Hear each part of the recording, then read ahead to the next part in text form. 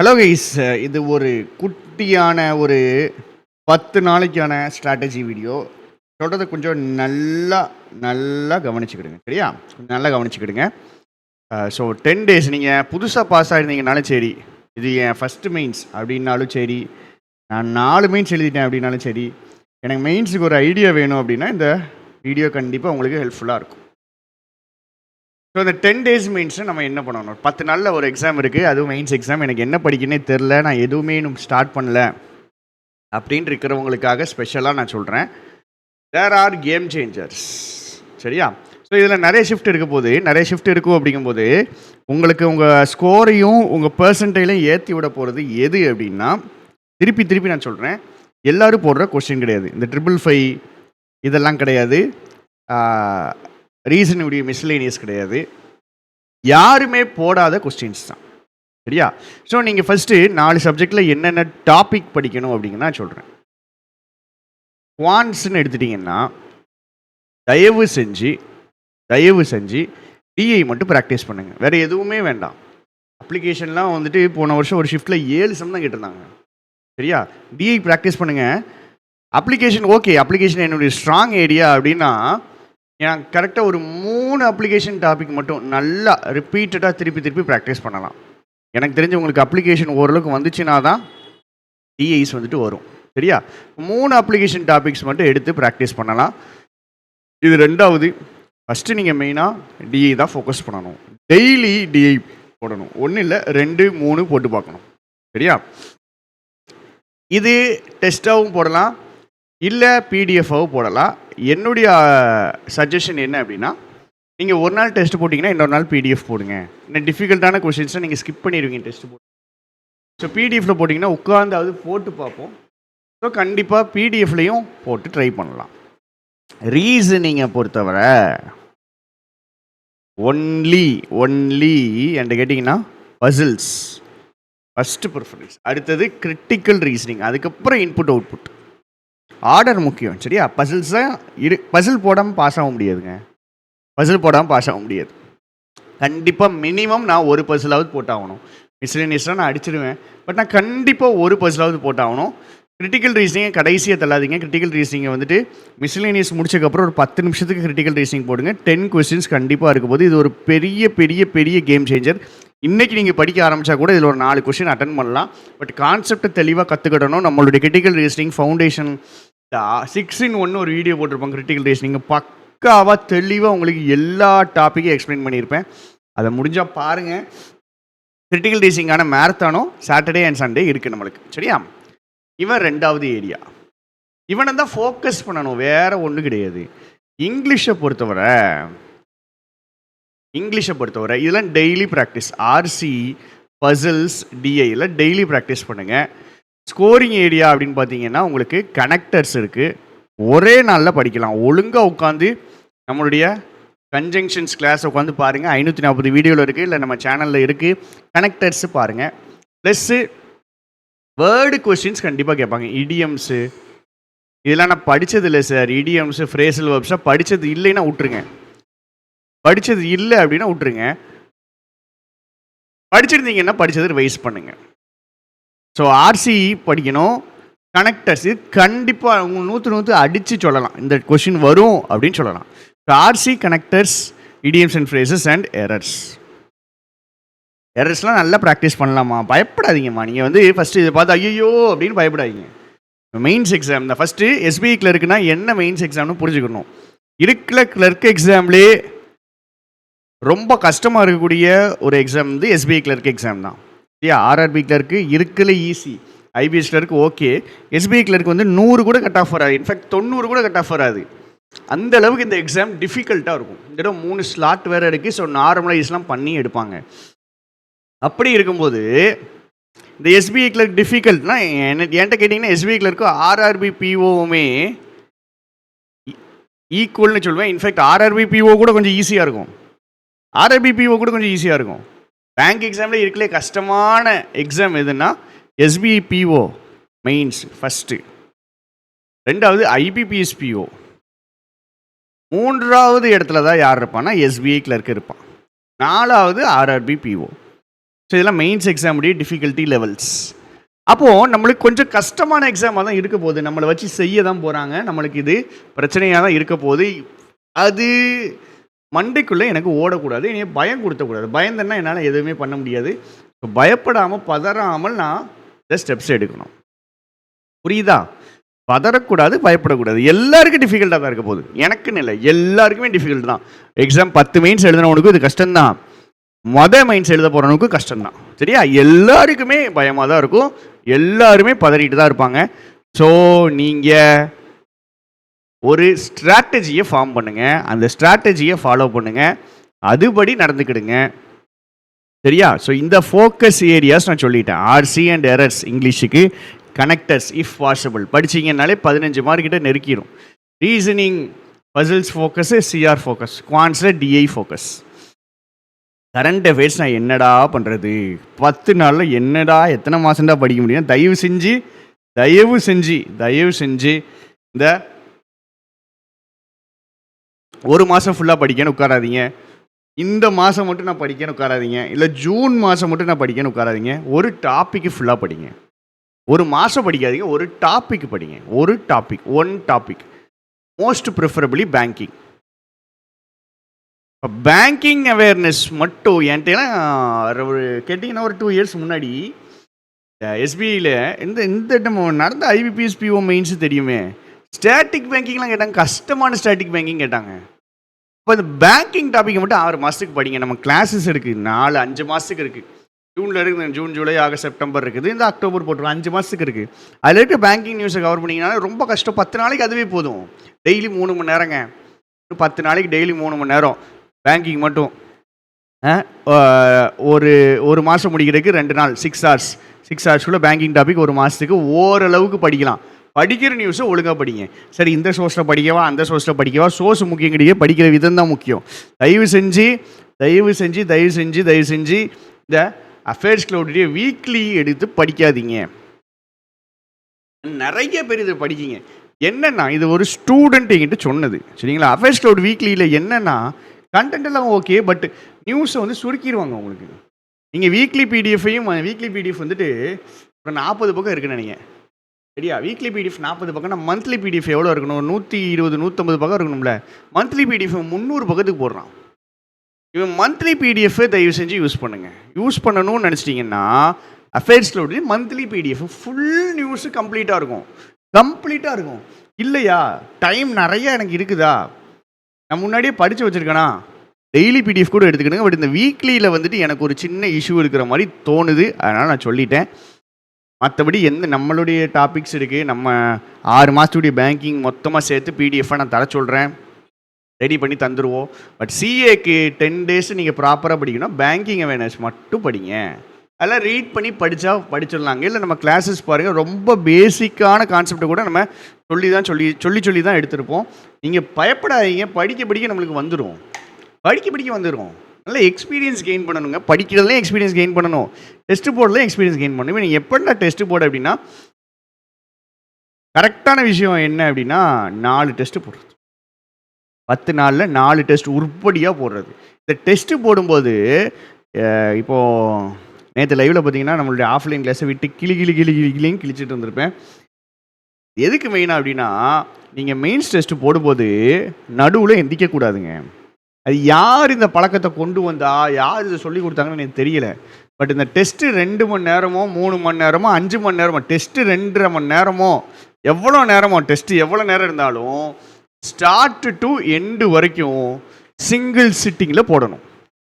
நீங்கள் உங்களுக்கு டயர்ட் ஆகிடுது, மைண்ட் ஒரு மாதிரி பண்ணுறதுனே பாஸ் பண்ணிவிட்டு அவரை நல்லா ரிலாக்ஸ் பண்ணிவிட்டு ஊர் சுற்றிட்டு இல்லை வேறு எங்கேயாவது மனசை அலைபாய விட்டுட்டு ஒரு அரை மணி நேரத்துக்கு அப்புறம் திருப்பி வந்து போடக்கூடாது. பிகாஸ் நம்மளுக்கு எக்ஸாம் அப்படி கிடையாது. டெஸ்ட்டை ஆரம்பிச்சிங்கன்னா எண்டு வரைக்கும் போகணும். கஷ்டமாக தான் இருக்கும், யாருமே உங்களுக்கு ஈஸின்னு சொல்லலை. ஆனால் நீங்கள் டெஸ்ட்டை பாஸ் பண்ணி போட்டிங்கனாலோ, செக்ஷனலாக போட்டிங்க அப்படின்னாலோ உங்களுக்கு ஃபுல் டெஸ்ட்டுடைய எக்ஸ்பீரியன்ஸ் கிடைக்காது. ஸோ தயவு செஞ்சு பை ஆல் மீன்ஸ் ஒரு டெஸ்ட்டை ஸ்டார்ட் பண்ணிங்கன்னா கரண்ட் அஃபேர்ஸ் செக்ஷன் ஃபுல்லாக முடிக்கணும். இங்கிலீஷு, ரீசனிங், குவான்ஸ் மொத்தமாக முடிச்சுட்டு டைரெக்டாக எண்டு கொடுங்க. நடுவில் பாஸ் பண்ணாதீங்க. யாரோ ஒருத்தங்க டிஸ்டர்ப் பண்ணுறாங்களா, டக்குன்னு பாஸ் பண்ணிட்டு கொஞ்சம் அமைதியாக இருங்க, கொஞ்சம் டெஸ்ட் போட்டிருக்கேன்னு சொல்லிட்டு திருப்பி இது வந்துடணும், உள்ள டெஸ்ட்டுக்குள்ளே வந்துடணுங்க. இல்லை பார்த்தா இவனுங்க வந்துட்டு ஒவ்வொரு செக்ஷன் போடுவாங்களாம், ஒரு செக்ஷனில் 20 நிமிஷம் போடுவாங்களாம், அதுக்கப்புறம் பிரேக். எதுக்கு அப்படி 20, அதாவது ஒரு செக்ஷனுக்கு அப்புறம் பிரேக் எடுக்கிறவங்க கூட இருக்கு, அதவனா கூட போயிட்டு போடன்னு விட்டுடலாம். ஆனால் சில பேர்லாம் ஒரு செக்ஷனுக்குள்ளேயே பிரேக் எடுப்பானுங்க, 20 நிமிஷம் போட்டு அப்படியே ரிலாக்ஸ் பண்ணிவிட்டு திருப்பி அடுத்து 20 நிமிஷம். எதுக்கு இப்போ டெஸ்ட்டு போட்டுக்கிட்டு போடுறது? கம்ப்ளீட்டாக ராங் மெத்தடாலஜி. 4 டெஸ்ட்டு உருப்படியாக 4 டெஸ்ட் உருப்படியாக போடுங்க, ஸ்டார்டிங் டு எண்டிங் வரை போடுங்க. நடுவில் தயவு செஞ்சு நிப்பாட்டாதீங்க, நிப்பாட்டிங்கன்னா வேஸ்ட். சரியா? ஸோ 4 டெஸ்ட்டு இவ்வளோ தாங்க படிக்கணும். ஸோ ஒரு ஐடியா கிடச்சிட்டு இன்னும் நிறையலாம் படிக்க வேணும், இவ்வளோ படித்த போதும். இதுதான் கேம் சேஞ்சஸ். எல்லோரும் ஸ்கோர் ஏற்றுறது இந்த ஏரியாக்குள்ளே தான். இந்த ஏரியா நம்மளுக்கு எவ்வளோ ஸ்ட்ராங் ஆகுமோ அவ்வளோ தூரம் நல்லது. ஒரு நாளைக்கு 8 hours மினிமம், 10 days 8 hours. எக்ஸாமுக்கு போகிற முந்தின மணி நேரம் வரைக்கும் ரிவிஷன் பண்ணணும். கரண்ட் அஃபேர்ஸ்லாம் கடைசி 2 days ஃபுல் ரிவிஷன் தான் அடிக்கணும். சரியா? ஸோ இவ்வளோ தான். கரண்ட் அஃபேர்ஸும் சரி, கிரிட்டிக்கல் ரீசனிங்கும் சரி, கனெக்டர்ஸ், இந்த மாதிரி டாபிக்லாம் வந்துட்டு எக்ஸாம் போகிறதுக்கு முன்னாடி நல்லா ரிவைஸ் பண்ணிட்டு போகணும், ரிவிஷன் பண்ணிட்டு போகணும். இவ்வளோ தாங்க ஒரு எக்ஸாம்னா. இவ்வளோ தான், மேலெல்லாம் கிடையாது. இவ்வளோ படித்தா போதும். இது படித்தா போதும். இது 10 நாளில் படிக்க முடியாதா? இல்லை ஓரளவுக்கு ஒரு இது பண்ண முடியாதா? தயவு செஞ்சு ஒரு டாப்பிக்கை மட்டும் பிடிச்சிட்டு அந்த டாப்பிக்கை மட்டும் ஃபுல்லாக படிக்காதீங்க. இந்த எக்ஸாம் நீங்கள் எல்லாருமே இந்த எக்ஸாம் நல்லா பர்ஃபார்ம் பண்ணணும்னு நினச்சா போவீங்க, இந்த எக்ஸாம் கிளியர் பண்ணணும்னு நினச்சா போவீங்க. அப்படி இருக்கும்போது ஃபஸ்ட்டு மெயின்ஸோ உங்களுக்கு எத்தனாவது மெயின்ஸோ இதுதான் முக்கியமான டாப்பிக்காக இருக்கும். திருப்பி நான் சொல்கிறேன், SBI clerk is not easy. SBI clerk தான் இருக்கிறதுலே 3rd most difficult exam. Clerk எக்ஸாம்லேயே கஷ்டமான எக்ஸாம்னா யாரை கேட்டாலும் தெளிவாக சொல்லுவான். சின்ன பிள்ளை கேட்டால் கூட சொல்லிடுவோம், எஸ்பிஐ கிளர்க் எழுதினவனுங்களுக்கு தெரியும் எஸ்பிஐ கிளர்க் தான் கஷ்டம்னு தெரியும். சரி, இதெல்லாம் நீ சொல்லிட்டு ஓகே, நான் எப்படி ஷெடியூல் பண்ணுறது? என் ஷெடியூல் இப்படி தான் இருக்கணும். நான் எப்போவுமே ஆல்டர்னேட்டிவ் டேஸ் ஷெடியூல் தான் ப்ரிஃபர் பண்ணுவேன். எப்போவுமே அதுதான் அழகாகவும் இருக்கும், உங்களுக்கு ஈஸியாகவும் இருக்கும். ஆல்டர்னேட்டிவ் டேஸ் ஷெடியூல்னால் டெய்லி ஒரே விஷயத்தை படிக்கக்கூடாது. Day 1 ஒன்று படித்தோன்னா Day 2 அது கிடையாது. அதே மாதிரி Day 1 என்ன படிக்கிறோமோ அது திரும்பி Day 3 வந்துடுறோம். அடுத்து திரும்பி Day 4 போகும். இப்படியே 10 நாளைக்கு. சரியா? 10 நாளைக்கு இது வந்துட்டு டேபிள் போட்டு அழகாக்கின ஒரு இது கிடையாது. நான் தான் எழுதுகிறேன், பட் செம யூஸ்ஃபுல்லாக இருக்கும். இப்போ நான் சொல்லும் போதே உங்களுக்கு தெரியும் பாருங்கள். Day 1 8 hours. First preference is CA. ஏன்னா நான் படிக்கலை சிஏ, அப்போ நான் இப்போ படிக்கணும். So 3 hours CA. இந்த 3 hours சிஏ நாம் எல்லா நாளும் பண்ண போகிறோம். எவ்ரி சிங்கிள் டே, எல்லா நாளும் 3 மணி நேரம் சிஏ போட போகிறோம். சரியா? 3 hours இல்லை 2.5 hours. ஆக்சுவலாக 3 hours நீங்கள் நல்லா பிடிக்கணும். 3 hours எப்படி பிடிக்கணும் தெரியுமா? இந்த 3 மணி நேரத்தை 2.5 hours for studying and 1/2 hour for revision. முந்தின நாள் படித்ததை ரிவைஸ் பண்ணணும், முன்னாடி இருக்கிற 2 நாள் படித்ததை ரிவைஸ் பண்ணணும். இப்படி தான் கொண்டு போகணும். 3 hours சிஏ. எந்த சோர்ஸ்னாலும் படிங்க, பட் பேங்கிங் மட்டும் படிங்க. பேங்கிங் தான் நிறைய கேட்குறாங்க, நிறைய கேட்க வாய்ப்பும் இருக்குது. அதுதான் ஒரு ப்ராப்பரான ஒரு ரீசனபிளான ஒரு ஸ்ட்ராட்டஜியாக இருக்கும். கரண்ட் அஃபேர்ஸு முடிஞ்சிட்டா? ரைட்ஸ். அடுத்தது ஃபஸ்ட்டு டே என்ன பண்ண தெரியுமா? 3 hours சிஏ படிச்சிட்டிங்களா? 2.5 hours 2.5 மணி நேரம் இங்கிலீஷ். 2.5 மணி நேரம் இங்கிலீஷ்க்கு நான் என்னடா பண்ணேன்? பிடிஎஃப் எடுங்க,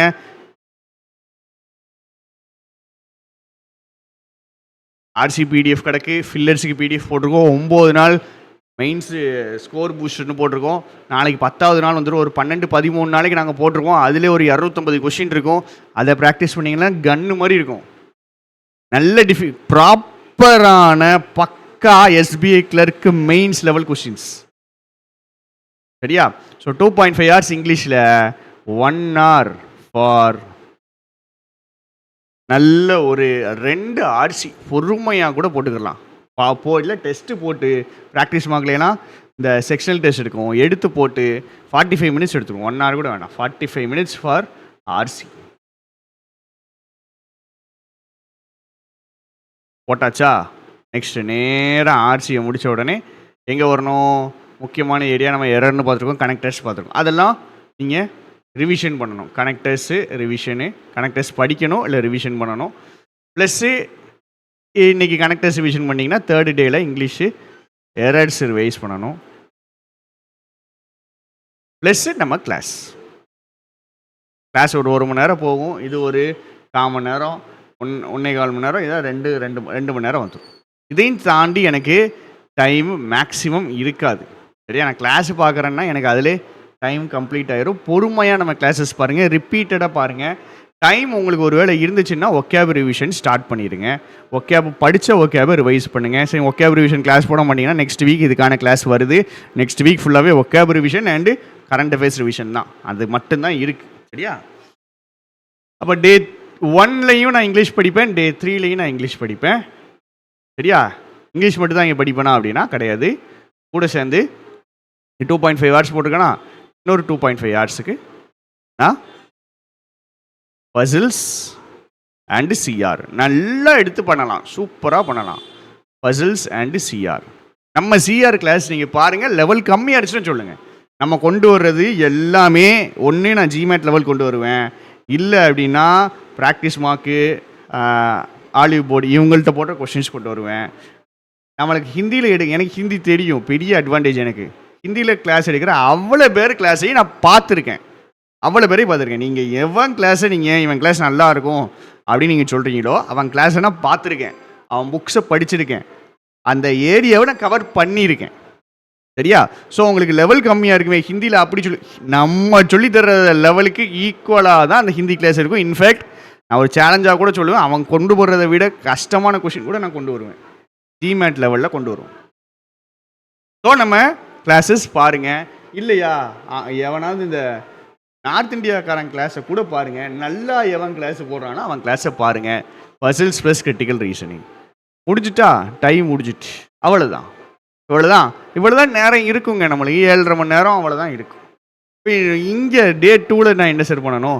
இங்கிலீஷ் படித்தேன், கிரிட்டிக்கல் ரீசனிங் படித்தேன், 3 ஹவர்ஸ் சிஏ பண்ணிட்டேன், சிஏ டெய்லி படிச்சுட்ருக்கேன். இப்போ நான் இங்கே என்ன பண்ணணும்னா நான் இங்கே குவான்ஸுக்கு வரணும். இங்கே 3 ஹவர் குவான்ஸுக்கு போடணும், இல்லை 2.5 ஹவர் குவான்ஸுக்கு போடணும்.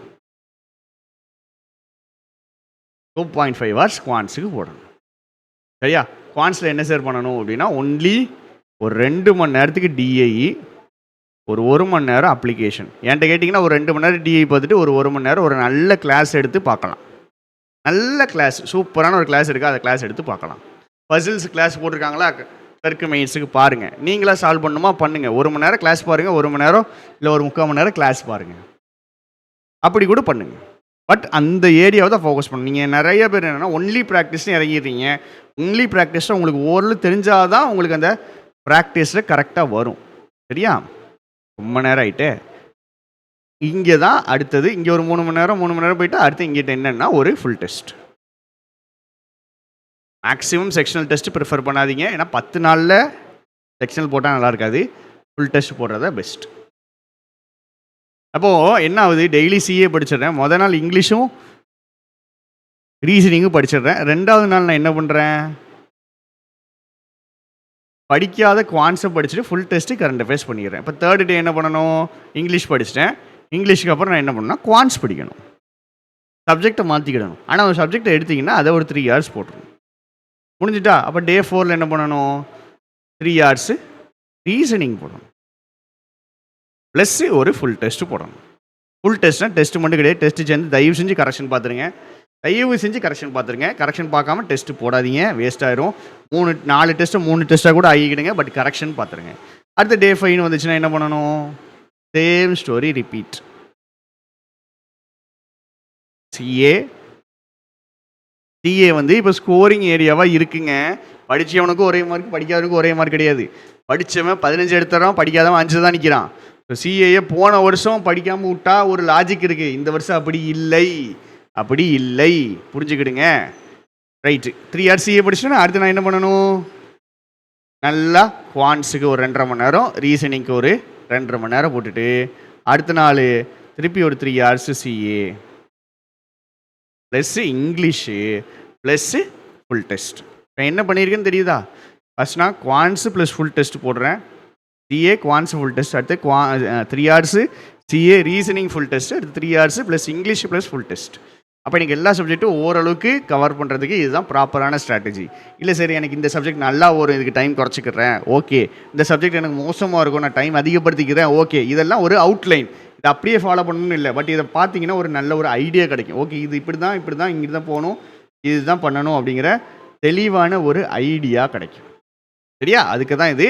ஸோ நம்ம கிளாஸஸ் போயிட்டுருக்கோம். தயவு செஞ்சு பாருங்கள், பெனிஃபிஷியலாக இருக்கா அப்படிங்கிறதையும் கூட சேர்ந்து எனக்கு சொல்லுங்கள், கமெண்ட் பண்ணுங்கள், கூடவே ட்ராவல் பண்ணுங்கள். இன்றைக்கி நைட்டுமே நம்மளுக்கு கரண்ட் அஃபேர்ஸ்க்கான மேரத்தான் இருக்குது, மறக்காமல் வந்துருங்க. நம்ம வெப்சைட்டில் கோர்சஸ் இருக்குது, வேணால் யூஸ் பண்ணிக்கலாம். தேங்க்யூ, டாட்டா, பை.